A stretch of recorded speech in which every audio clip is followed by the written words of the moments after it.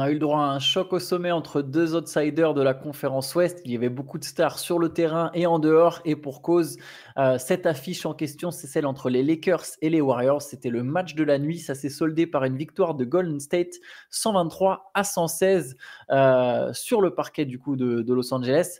Ça tend à confirmer, Shai, cette idée selon laquelle vaut mieux vraiment ne pas affronter Golden State en playoff. 20 victoires sur les 22 disputés, les 22 matchs disputés par Stephen Curry et Jimmy Butler depuis ce trade.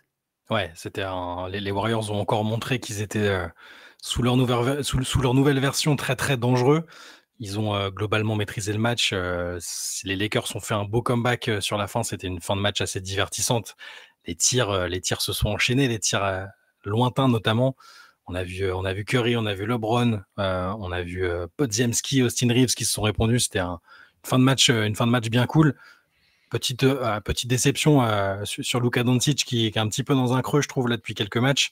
Mais oui, pour rester sur les Warriors, c'est très impressionnant. Et pas que au niveau de Curry et de Butler qui s'entendent très bien et qui chacun font des performances individuellement convaincantes.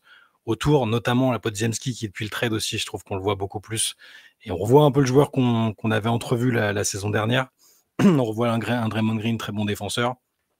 Il va être élu Depoy. Il va être élu Depoy. Il a commencé à avoir une petite campagne là. Il va être élu Depoy. Il va être élu Depoy, Draymond Green. Et d'ailleurs, pardon, je t'ai coupé, mais il vole un ballon, enfin, il bloque Luka sur une action décisive. Il hurle après. Et il y a Reggie Miller qui dit ouais, le Depoy.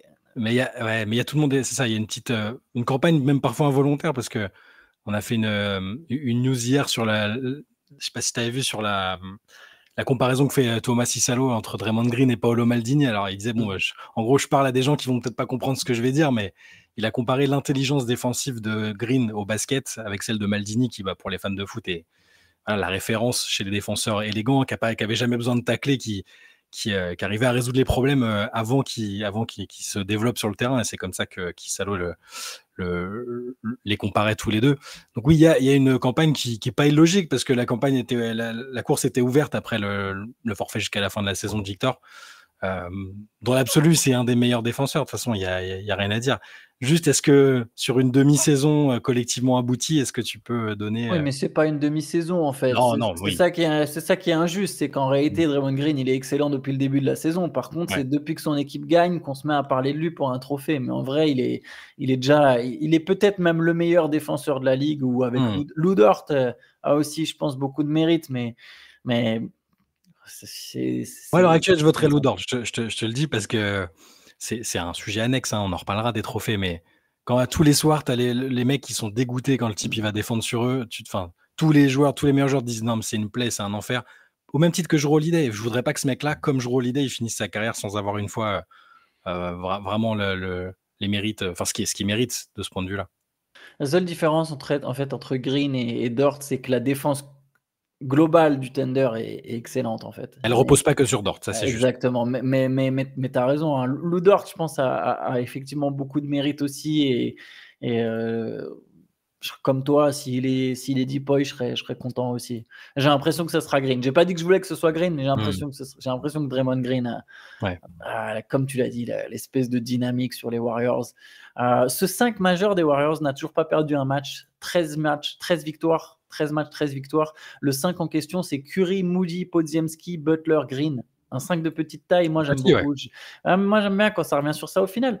En fait, je suis désolé, mais souvent le small ball fait ses preuves. En tout cas, l'esprit du small ball fait très souvent ses preuves dès que tu as des joueurs mobiles et polyvalents. Alors, c'est pas des joueurs petits, hein.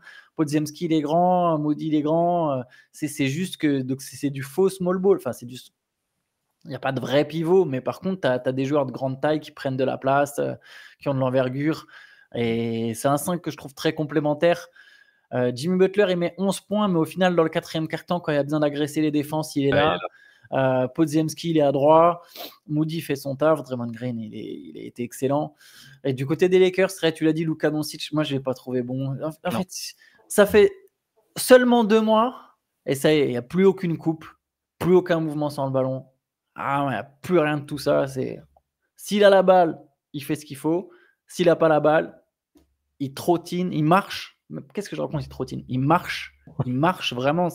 Après, voilà, c'est un truc qu'on a déjà vu avec Doncic. On sait, ça l'empêche pas d'être extraordinaire par moment. Mais voilà, il marche et puis il se met dans un coin, puis il attend.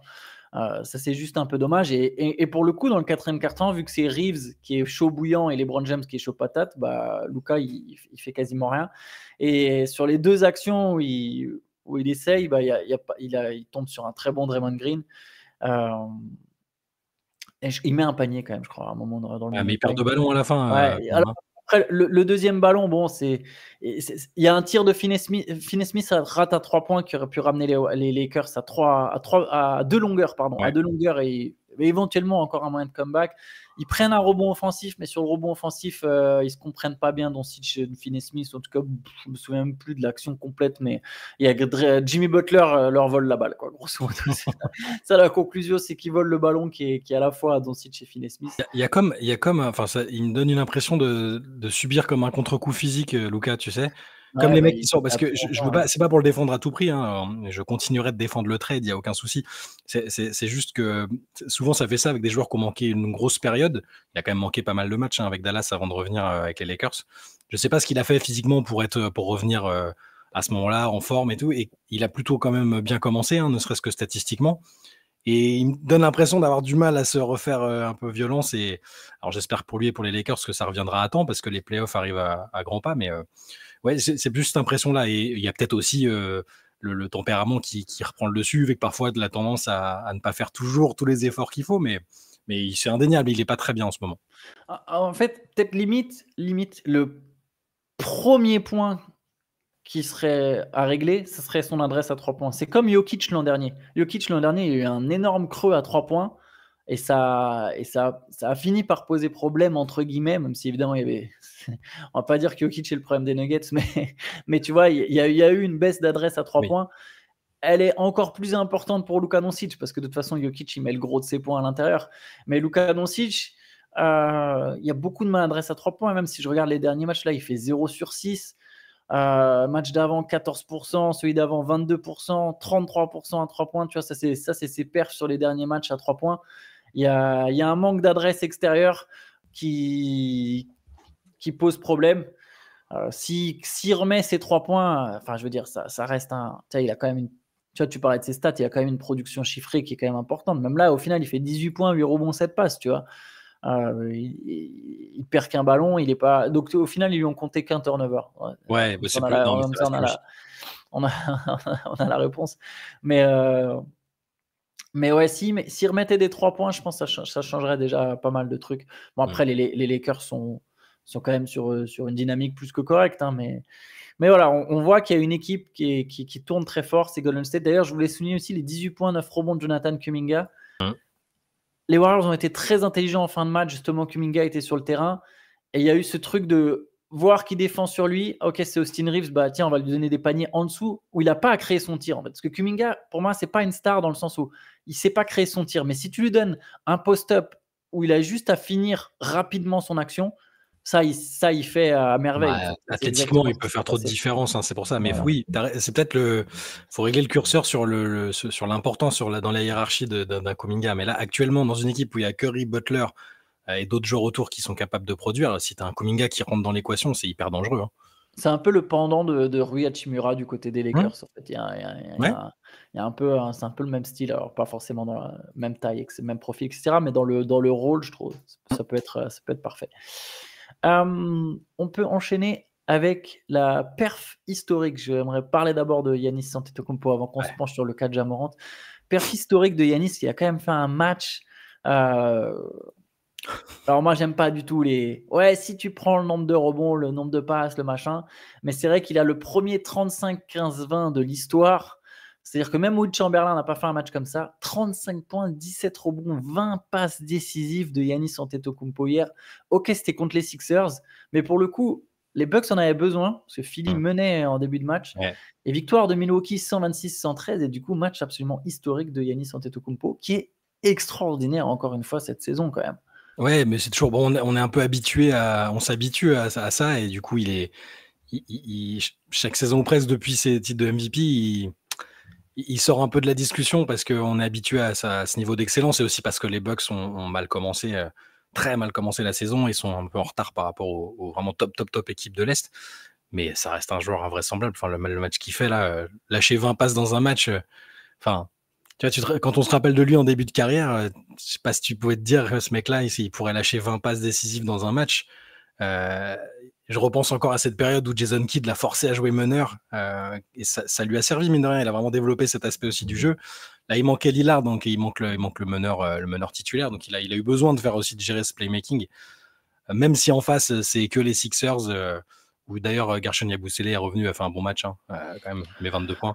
Mais ça reste une équipe sur le papier, c'est difficile. C'est invraisemblable. Cette ligne de stats, elle est folle. Et puis en plus, il fait 10 sur 11 sur la ligne, ce qui n'arrive pas tout le temps. Ouais, et 8 saisons de suite où il met plus de 26 points, plus de 10 rebonds.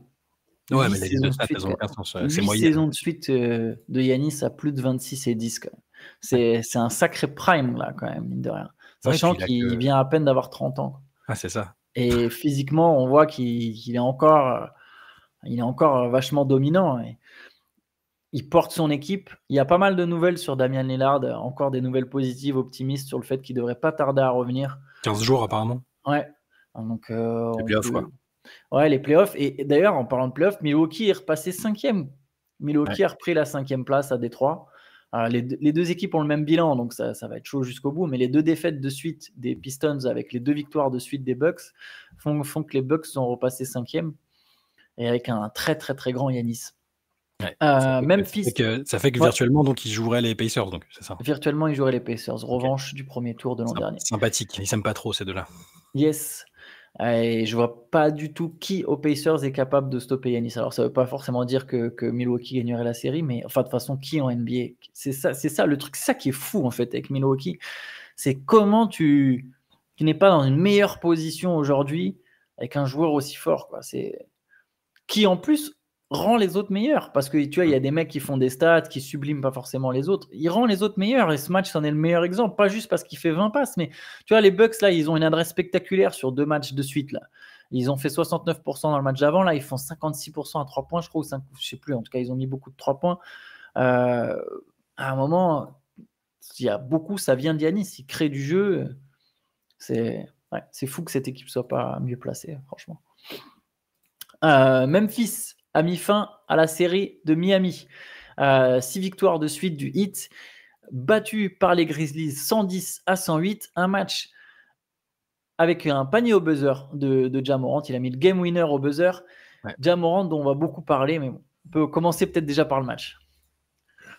Ouais, j'allais reprendre, je vais voler à Théo son analyse sur la dernière action où on peut siffler marcher. On sait que la NBA est quand même très souple de ce point de vue-là. Mais bon. Ouais, les step back aujourd'hui, tu as le droit à des doubles step back. Tu as le droit à 18 pas, 14 gather step et machin. Bon. Toujours est-il que Ja Morant a été décisif et qu'il fallait bien ça pour stopper Miami, qui est vraiment une équipe qui était extrêmement en forme. Memphis avait perdu ses 4 derniers matchs, mais je commençais à dire qu'il pourrait absolument plus du tout remonter. C'est quand même cool pour Thomas Issalo de réussir à gagner un match.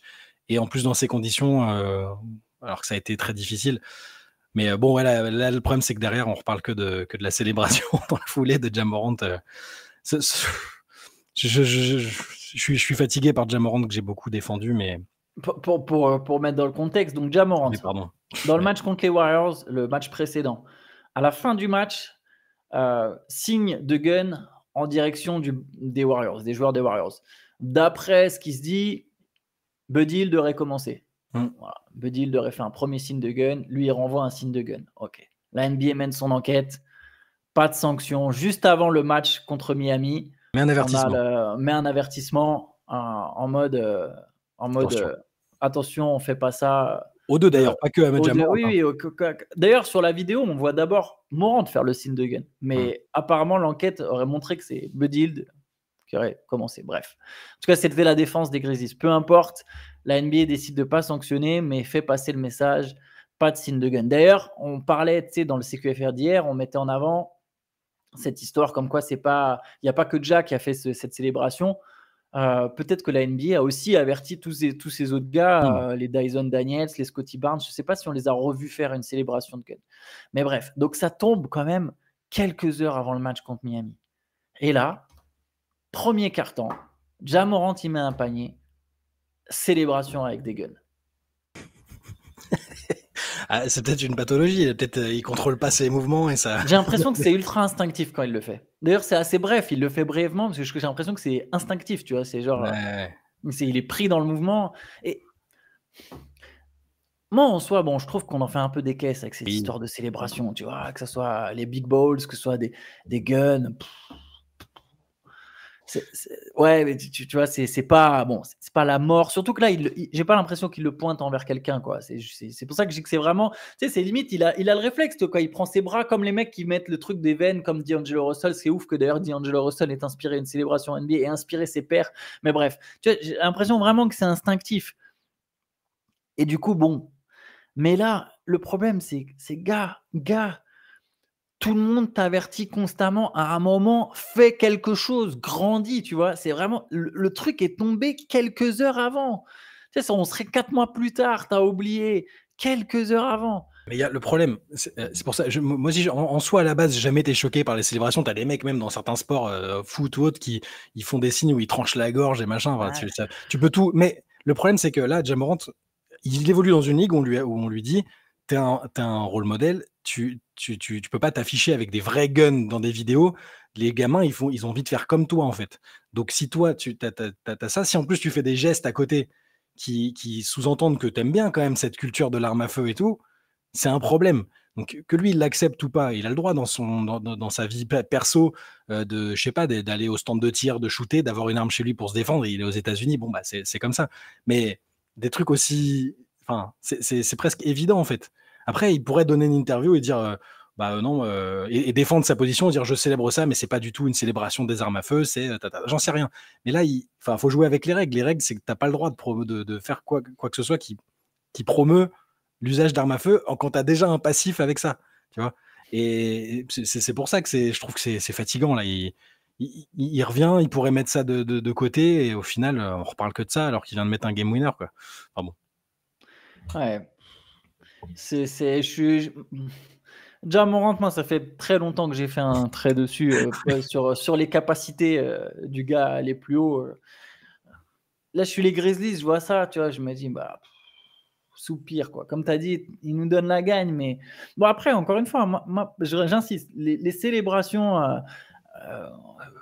la NBA, des fois aussi, elle se concentre sur des trucs, ça va, tu vois, genre, on en fait des caisses. C'est différent, les big balls, entre les big balls et les armes à feu, c'est pas pareil. Big balls, oui, non, mais tu vois ce que je veux dire. Je veux dire, c'est pas parce que tu fais un signe de gun que en fait, le problème chez Morant, c'est l'accumulation, tu vois.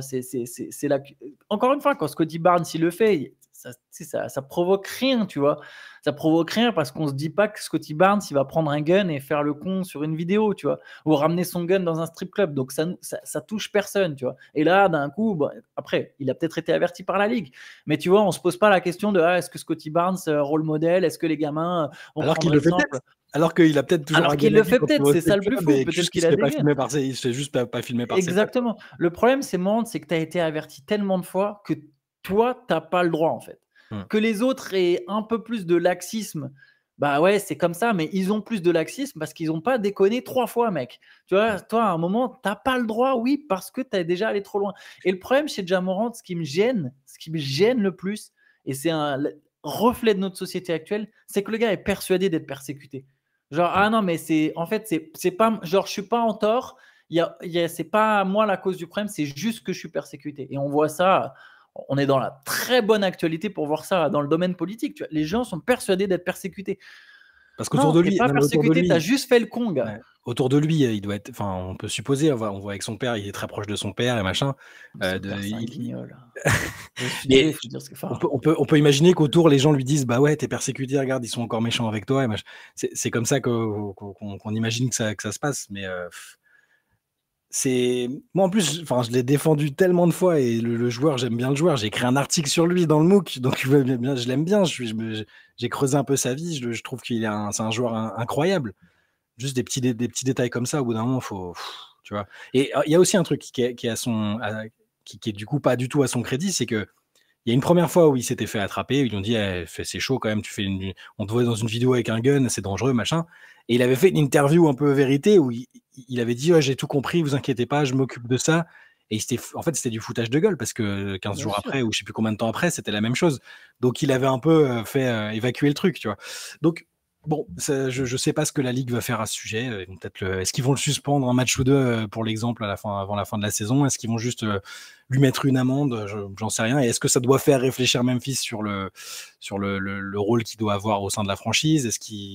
Je sais pas, mais au bout d'un moment, ils vont finir par vraiment se poser la question. Ouais, le problème, c'est que en fait, si t'es Memphis, tu peux mettre 15 ans avant de retrouver un gars aussi talentueux que Ja Morant. C'est toute l'injustice du truc, quoi. En fait, ça aurait été plus facile, ça aurait été plus compréhensible presque que Memphis s'accroche à fond s'il manquait pas autant de matchs. Il manque quand même beaucoup de matchs. Hein. La stat avec Zion et tout, là, avec le nombre de matchs joués par les gars de cette draft-là, c'est chaud quand même. Ouais, depuis 2023, c'est pas que des gars de cette draft, mais effectivement, depuis 2023, Zion Williamson, il a joué plus de matchs que Ja Morant, que Brandon Ingram et que LaMelo Ball. Ouais, et pourtant, c'est absolument dingue. Enfin bref, allez, refermons la page Ja Morant. Peut-être en vitesse sur les autres matchs. Minnesota a battu Brooklyn 105-90 avec un très bon Rudy Gobert, 21 points, 18 rebonds du français. 28 points aussi pour Anthony Edwards, qui s'est fait un peu peur, il s'est fait mal. Mais au final, il a fini le match. Je sais pas si tu veux ajouter quelque chose sur ça. Juste, Rudy est bien en ce moment. On n'a pas beaucoup parlé de lui ces dernières semaines, ces derniers mois. Il a été blessé. Il a fait des matchs plutôt discrets. Il est quand même dans une bonne forme et c'est une bonne nouvelle pour Minnesota quand même. J'ai un nouveau. J'ai l'impression que Brooklyn, en cachette, ils embauchent des gens sans prévenir personne. Parce que là, j'en ai un nouveau. Attention, t'es prêt? Oula, là, là, c'est très lourd. Tyson Etienne. Ouais, j'ai déjà vu le nom, mais. Oh, t'as déjà vu le nom? Tyson non, mais c'est un rookie. C'est les rookies un peu vieux là. Ouais, c'est ça. Je sais plus où il jouait à la fac. Je te Wichita State, 25 piges, rookie de 25 piges. Déjà, qu'est-ce que tu foutais à la fac encore à 24 ans? Non, mais... Ouais, après, c'est les mecs qui ont étendu un peu leur éligibilité avec le Covid, certainement. Je connais pas son histoire, mais... Je plaisante. Mais ouais. Allez, Orlando a battu Washington 109-97. Excellent Paolo Banchero. 33 points, 18 rebonds, 8 passes, 27 points, 5 rebonds, 5 passes pour Franz Wagner. Le duo qui fonctionne du côté d'Orlando. Pour Washington, 32 points, 9 rebonds, 7 passes de ton gars Bob Carrington. Meilleur match de sa jeune carrière, 7 paniers à 3 points. 10 points, 6 rebonds, 6 passes d'Alex Sarr, mais à 4 sur 16 au tir. Il était pas bien là. Il a pas bien réglé la mire. Bon, il a un peu calmé tous nos encouragements pour faire un gros run. Ça fait plusieurs matchs de suite là que c'est. Ça fait plusieurs matchs bon, c'est la vérité d'une saison NBA. Hein, tu peux pas en une semaine tu passes de incroyable, il fait un push pour le titre de rookie de l'année, il a des stats incroyables, il met ses 3 points, puis il t'enchaîne 3-4 matchs compliqués. C'est normal, c'est la vie d'un rookie aussi. Et Portland il n'y avait que des victoires à l'extérieur cette nuit. Portland a battu Toronto 112-103. Shaedon Sharpe, excellent deuxième match de suite à plus de 30 points, 36 points, 6 rebonds, 5 passes. Il y a aussi 26 points, 15 rebonds, 6 passes de Deni Avdija. Les deux joueurs qui fonctionnent fort sur cette fin de saison. Sympa ce petit tandem là, vu que Anthony Simons n'était pas là. Il n'y a pas Simons, c'est mieux. Il n'y a pas de Sharpe, il n'y a pas de Jeremy Grant, parce que sur le papier, tu peux faire un 5 tout à fait correct en termes de joueurs expérimentés qu'on déjà. Tu vois, les Ayton, Simons commence à avoir un tout petit peu de bouteille. Jeremy Grant, il a aussi été dans de bonnes équipes. Mais ouais, ce tandem-là est pas mal avec autour toujours Toumani Camara qui est excellent, Klingan qui fait son taf. Mais justement, tu vois, Ayton, il est plus fort que Klingan, mais je préfère Klingan en fait. Tu vois, il va se donner tous les soirs. Là, 8 points, 13 rebonds, 3 contre. Tu vois, il va se donner. Je préfère avoir Toumani Camara sur le terrain que Jeremy Grant. Et je préfère quand l'attaque passe par Shaedon Sharpe que par Anthony Simons. Après, voilà, depuis le début, quand il y avait même encore Damian Lillard, Simons, j'avais envie d'être hypé parce que ça faisait le jeune. Je me souviens encore quand il est drafté, pas de saison à la fac, il est drafté, il a 18 piges, il a mis une semi-douille pour sortir du lycée et tu vois le talent, tu vois le raw talent dès le début, tu vois, j'avais envie d'être hypé et très vite tu te rends compte, tu dis Non, Tu mais vois, ce ça sera sera pas la pas, première option. Ce sera voilà, pas la première ouais, option. mais tu sais, même ça sera pas un All-Star en fait. Tu vois, très vite, tu sens ou si c'est un All-Star, c'est des All-Star ponctuels parce qu'un mec. Ouais, exact. Ouais. Mais au final, tu vois, même là, il est dans une équipe pas très forte et tu vois, il cartonne pas, il est souvent blessé aussi. Après, c'est un bon joueur, tu vois, c'est un bon joueur, mais Moi, tu sais, il a pas. ouais. Je le prendrais bien à Orlando, par exemple, tu vois. J'aimerais bien le voir. Ici, l'All-Star, c'est dans une équipe, genre une équipe de Je sais l'Est pas. dans laquelle il score, tu vois. Je pense. En fait, il y a cette espèce de truc. Simmons, il veut la balle, en fait. Et Mm. à Orlando, la balle, tu sais, à Orlando, ils ont besoin d'un Derrick White, d'un gars qui veut. Tu sais, tous les Fred VanVleet, LaMelo Ball, et encore VanVleet, c'est différent. Mais tous les LaMelo Ball, à Orlando, tous ces trucs-là, moi, je suis pas pour, en fait. La balle, elle va être dans les mains de Franz Wagner et Paolo Banchero. Par contre, il faut que ces deux gars-là, ils aient des espaces, surtout que Wagner et Banchero, ils sont amenés à progresser encore en termes de playmaking. Je sais qu'il y a des limites, mais ils sont amenés à progresser, Ouais, ils bien sont sûr. jeunes. Par contre, autour, je veux des mecs qui étirent les lignes. Je veux qu'à un moment, à Orlando, on recrute aussi des attaquants, tu vois. Des mecs qui mettent des shoots et qu'on ne soit pas que. Et si tu as 3 shooters ou 2 shooters autour de Banchero et Wagner, le Magic, ça devient une équipe complètement différente. Si Tim Mosley, il arrive à garder les principes défensifs, même avec des joueurs qui ont une vision un peu plus offensive du basket. Je vais tourner ça comme ça. Je veux pas un Simmons à Orlando. Qu'est-ce qu'il va faire à Orlando? Il veut la balle en fait. Il veut la balle, il veut jouer des pick and roll. Tu sais, c'est pas un spot-up, enfin, c'est pas un spot-up shooter en fait, Simmons. En fait, je suis tellement désespéré par le manque d'attaque Ouais, dans l'équipe que moi, je vois des bons attaquants ailleurs, je les veux à Orlando, tu vois. C'est bête, c'est aussi bête que ça, mais. après, quand je dis c'est pas un spot-up shooter, façon de parler, tu vois, c'est un mec qui prend beaucoup de shoots, mais c'est un gars qui veut la balle. Et du coup, quand il a tu vois, Simmons, mine de rien, pareil que Morant. Alors, pour un truc complètement différent, on parle de la maturité de Morant. Simmons, on parle de son potentiel. Il a 25 piges maintenant, en fait, Simmons. Tu Ouais, vois, c'est un late, enfin, il il va est en arrivé, avoir, il a beaucoup il joué. va en avoir 26 dans 2 mois, quoi. Dans 2 mois, Simmons, il a 26 ans. Mm. Et alors, bien sûr il est peut-être pas, il est pas dans son prime aujourd'hui, tu vois. Mais il s'en rapproche très sérieusement. Alors que Sharp, il a 21 ans. Et à un moment, j'ai envie de voir si Sharp, il est capable de porter une attaque ou Ouais, mais pas. on le Je suis verra. pas sûr, mais j'aimerais le voir, en fait. On le verra parce que je pense qu'Anthony Simons ne restera pas. Il restera pas à Portland. Il y a les histoires contractuelles aussi. Il n'avait pas été prolongé. Tout ça, je pense qu'il va servir de. Ouais, il sera ailleurs. Et c'est pas plus mal pour lui non plus. Hein. Moi, je pense qu'il peut avoir un rôle dans une équipe un petit peu plus forte que peut-être Portland, mais en peut-être 6e homme ou 3e gâchette, tu vois. C'est quand même C'est quand même un starter. Là. C'est quand même un starter. Non, mais starter. Si c'est dans une très bonne équipe, il n'est pas obligé d'être starter forcément, tu vois. Bon, à voir, on verra. Hein. Ouais, oui, c'est vrai. En fait, il pourrait jouer deuxième playmaker autour d'une autre star, tu vois, avoir ses moments quand il stagger les minutes. Enfin, il peut faire ce que TJ McCollum a fait, il est capable de le faire, tu vois. J'aime bien que tu aies dit on pour Orlando pendant toute ta démonstration. Voilà. Antoine Pimel avec nous. Je me suis même pas rendu compte. Bon, en tout cas, Portland, victoire du coup de Portland contre Toronto. Et Sharp, d'ailleurs, pour le coup, c'était un retour dans son Canada natal. Ça peut expliquer le carton. On a fait le tour. Est-ce qu'il y a un sujet d'actualité en particulier, Shai, que tu veux aborder? Écoute, je ne crois pas. J'ai rien en tête, mais. Eh ben écoute, parfait. Terminons là-dessus. On se retrouvera de toute façon demain pour notre 6e CQFR de la semaine. D'ici là, passez une bonne journée. Ciao, ciao. Ciao.